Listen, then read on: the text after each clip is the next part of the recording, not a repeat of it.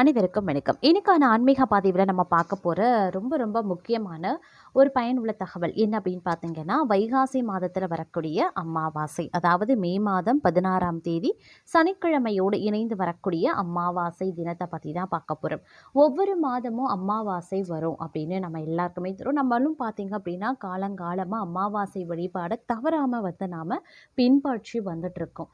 So இந்த அமாவாசை ஒவ்வொரு மாதம் அமாவாசை நம்ம பின்பற்றி வர்றது என்னமோ நமக்கு வழிபட்டு தானே வந்துட்டுருக்கோம் அப்படின்ற மாதிரியான நிகழ்வுகள் எல்லாருடைய மனதிலையும் இருக்கும். இதில் புதுசாக சொல்ல வேண்டியது என்ன அப்படின்ற மாதிரியான கேள்விகளும் எழலாம். ஆனால் இருந்தாலும் பார்த்தீங்கன்னா ஒவ்வொரு மாதத்தில் வரக்கூடிய அமாவாசைக்கும் ஒவ்வொரு பலன்கள் இருக்கிறது. நாம் ஒவ்வொரு மாதத்தில் வழிபடும் போது ஒவ்வொரு விதமான பலன்கள் நமக்கு கிடைக்கும். அப்படி பார்க்கும் பொழுது ஒரு சில அமாவாசைகள் ரொம்பவே வித்தியாசமானதாக அபூர்வமானதாக இருக்கும். அந்த வகையில் இந்த வைகாசி மாத அமாவாசை ரொம்பவே சிறப்புக்குரியதாக பார்க்கப்படுகிறது. இந்த வைகாசி அமாவாசை அப்படிங்கிறது ரொம்பவே விசேஷத்திற்குரிய அந்த 3 அமாவாசைகளுக்கு அடுத்தபடியான ஒரு மகத்துவம் நிறைந்த அமாவாசையாக பார்க்கப்படுது. இந்த வைகாசியில் வரக்கூடிய அமாவாசையில் நாம் செய்யக்கூடிய விரதங்கள் வழிபாடுகள் அப்படிங்கிறதுல நாம் எவ்வளவு மும்முரம் காட்டுறோமோ ஆர்வம் காட்டுறோமோ அதே அளவுக்கு நாம் செய்யக்கூடிய விஷயங்களில் தவறுகள் எதுவுமே நடக்கக்கூடாது அப்படிங்கிறதுலையும் நாம் சிறப்பு கவனத்தை செலுத்தணுங்க. அதே நேரம் இந்த அமாவாசையில் நாம் என்ன மாதிரியான விரதங்களை மேற்கொள்ளலாம், எப்படி நாம் நம்மளுடைய முன்னோர்களை வழிபடலாம், இந்த நேரத்தில் செய்யக்கூடாத தவறுகள் என்ன அப்படிங்கிறத பற்றி தான் இன்னைக்கு வீடியோவில் தெரிஞ்சுக்க போகிறோம். ஸோ இந்த பதிவு உங்களுக்கு பல வகையில் நன்மையை ஏற்படுத்தும். வீடியோவை ஸ்கிப் நாம் கடைசி வரைக்கும் பாருங்கள். வீடியோக்குள்ளே போகிறதுக்கு முன்னாடி இது வரைக்கும் நீங்கள் நம்ம சேனலை சப்ஸ்கிரைப் பண்ணலை அப்படின்னா உடனே சப்ஸ்கிரைப் பண்ணிக்கோங்க. அப்படியே பக்கத்தில் இருக்கக்கூடிய நோட்டிஃபிகேஷனுக்கான பெல் பட்டனையும் ப்ரெஸ் பண்ணிக்கோங்க. சரி நேயர்களே, வாங்க வீடியோக்குள்ளே போகலாம். வைகாசி மாத அமாவாசை ரொம்பவே சிறப்புக்குரிய ஒரு அமாவாசை அப்படின்னு சொல்லலாம். இந்த வைகாசி மாத அமாவாசை பார்த்தீங்க அப்படின்னா வரக்கூடிய இதில் நாம் மே 16ஆம் தேதி வருகிறது. இந்த அமாவாசையில் நாம் நம்மளுடைய பித்ருக்களுக்கு எப்படி தான தர்மம் வழிபாடு மேற்கொள்கிறது, விரதம் இருக்கிறது அப்படிங்கிறத பார்க்கலாம்.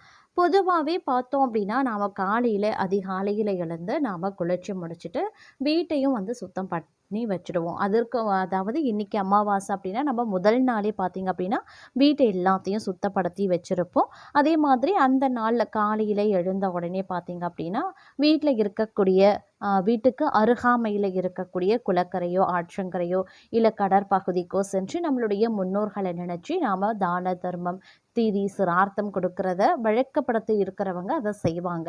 எங்களுக்கு அந்த பழக்கம் கிடையாது அப்படின்றவங்களோ, எங்களால் இப்போ போய் நாங்கள் திதி தர்ப்பணம் போய் நீர்நிலைகளில் சென்று நாங்கள் கொடுக்க முடியாத சூழ்நிலையில் இருக்கோம் அப்படின்றவங்க வீட்டிலேயே பார்த்தீங்க அப்படின்னா நீங்கள் உங்கள் முன்னோர்களை நினச்சி எள் கலந்த சாதத்தை தண்ணீரில் இறைக்கலாம். அப்படி நீங்கள் செய்யும்போது பார்த்தீங்கன்னா உங்களுக்கு முன்னோர்களுடைய பரிபூரண அருள் கிடைக்கும். அது மட்டும் இல்லாமல் காகத்திற்கு உணவு வைக்கும்போது ஒரு ஒரு ஒரு சில விஷயத்தில் நம்ம சிறப்பு கவனத்தை செய்யணும். இந்த மாதிரியான தவறுகளை நீங்கள் செய்யக்கூடாது. காகத்திற்கு உணவு அளிக்கிறது அப்படிங்கிறது அமாவாசைக்கு உகந்த ஒரு சிறப்பு விஷயம் அப்படின்னே சொல்லலாம். நம்ம என்னதான் நம்ம படையலிட்டு முன்னோர்களுக்கு திதி தர்ப்பணம் சிரார்த்தம் எது கொடுத்தாலும் சரி, படையலிட்டு வழிபட்டாலும் சரி, காகத்திற்கு உணவு வைக்கிறது அப்படிங்கிறது ரொம்பவே முக்கியமான ஒரு விஷயம். பலரும் பார்த்தீங்கன்னா காகம் வராது, காகத்திற்கெல்லாம் உணவு வைக்க நேரம் கிடையாது, காகத்துக்கெல்லாம் உணவு வைப்பாங்களா, அதெல்லாம் ரொம்ப தேவையா அப்படின்ற மாதிரியான என்ன ஓட்டங்களில் நாம் தான் படைச்சிட்டோமே, திதி கொடுத்துட்டோமே, சிரார்த்தம் கொடுத்துட்டோமே, தண்ணியில் கரைச்சிட்டோமே பிண்டத்தை, அப்புறம் இதுக்கு நம்ம காகத்திற்கு வேற தனியாக வைக்கணுமா அப்படின்ற மாதிரியான பல கேள்விகள் சந்தேகங்கள், செய்யணுமா அப்படின்ற மாதிரியான ஒரு அலட்சியம் கூட இருக்கலாம். ஆனால் உண்மையான முழு பலன் நமக்கு கிடைக்கணும் அப்படின்னா கண்டிப்பாக காகத்திற்கு உணவு வைக்க வேண்டியது முக்கியம். அதிலும் காகத்திற்கு உணவு வைக்கிறதுலையும் பார்த்தீங்க அப்படின்னா வழிமுறைகளும் இருக்கிறது. எப்படி நம்ம பித்ருக்களுக்கு வழிபடுறதுக்காக நம்ம காலையில் எழுந்து சுத்தபத்தமாக குளிச்சுட்டு அவங்களுடைய புகைப்படத்துக்கு மஞ்சள் குங்குமம், சந்தன குங்குமம் இட்டு வண்ண மலர்களால் அலங்கரித்து, நம்மளுடைய முன்னோர்களுக்கு பிடித்தமான உணவுகள சமைச்சு வச்சு படையலிட்டு வழிபடுறோமோ, அதே மாதிரி காகத்திற்கு நாம அந்த உணவ எடுத்துட்டு போய் வைக்கும்போது, அதற்கும் ஒரு வழிமுறை இருக்கு. முதல்ல வைக்கக்கூடிய காகத்திற்கு உணவு எந்த இடத்துல வைக்க போறீங்க அப்படிங்கிறத தேர்வு பண்ணிக்கோங்க. அதற்கு பிறகு அந்த இடத்துல தண்ணீர் ஊற்றி கழுவிட்டு, அதற்கு பிறகு வாழை இலை வச்சு, நீங்க படைத்த உணவுகள்ல கொஞ்சமா எடுத்துட்டு போய் அந்த இலையில வச்சு, பக்கத்துல ஒரு சிறிய டம்ளர்லயோ, ஒரு கிண்ணத்துலயோ வந்து தண்ணீரையும் சேர்த்து வைக்கணும். குடிக்கிறதுக்கு காகம் வந்து பருகணும் அப்படிங்கிறதுக்காக தண்ணீரையும் சேர்த்து வைக்கணும். காகம் அந்த உணவ சாப்பிட்டு அந்த தண்ணீர பருகிடுச்சு அப்படின்னா, நீங்க உங்களுடைய மனசுல நெனச்ச அத்தனை விஷயங்களும் பெர்ஃபெக்ட்டா உடனே நடக்க வாய்ப்புகள் இருக்கு. உங்களுடைய முன்னோர்களினுடைய அருளாசி உங்களுக்கு கிடைப்பதற்குண்டான வாய்ப்புகள் அதிகமாகவே இருக்கு. ஒருவேள உணவ மட்டும் எடுத்துட்டு தண்ணீர் பருகாம போயிடுச்சுன்னா, உங்களுடைய நீங்க நெனச்ச வேண்டுதல்கள், உங்களுக்கு இருக்கக்கூடிய கஷ்டங்கள் இன்னும் சிறிது காலத்திற்கு நீடித்து அதற்கு பிறகு சரியாக வாய்ப்புகள் இருக்கிறது. இதுதான் வந்து தாத்பரியம் அப்படின்னு சொல்லுவாங்க.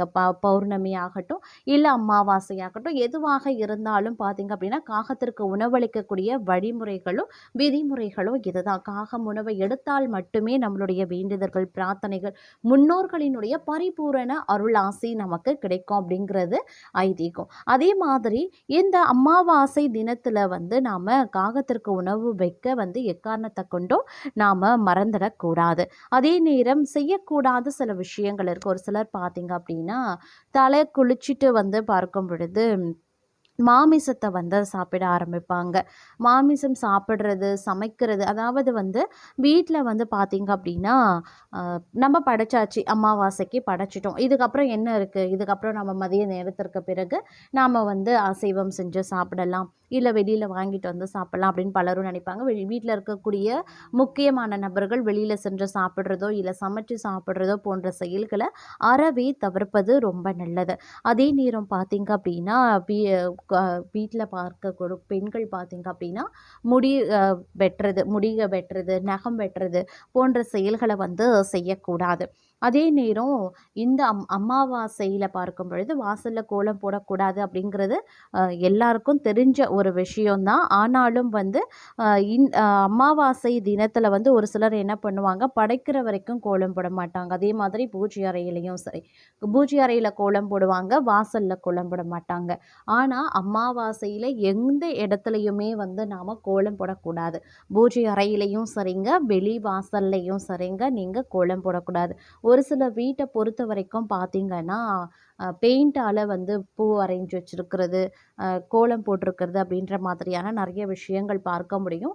அமாவாசை அந்த அன்னைக்கு அந்த மாரி நீங்க வந்து கோலம் போட்டு வச்சிருக்கீங்க உங்க பூஜை அறையிலனா, அதற்குன்னு ஒரு தனி இடத்த வந்து தேர்வு பண்ணி, நீங்க தனியா அமாவாசைக்கு உங்களுடைய முன்னோர்களுடைய ஃபோட்டோவ வச்சு நீங்க படையலிட்டு வணங்கலாம். பூஜை அறையில நீங்க கோலம் போட்டிருக்கீங்கன்னும்போது, அங்க வச்சு நாம படையலிட்டு வழிபடுவது அப்படிங்கிறது வந்து உங்களுக்கு நஷ்டத்தையும், சாபத்தையும் வந்து ஏற்படுத்தும் அப்படிங்கிறதையும் நினைவில் வைத்துக்கொள்ள வேண்டியது அவசியம். அமாவாசை அன்று இது எல்லாத்தையும் நீங்க அ முழுமையாக தவிர்ப்பது ரொம்ப ரொம்ப நல்லது அப்படின்னு கூட சொல்லலாங்க.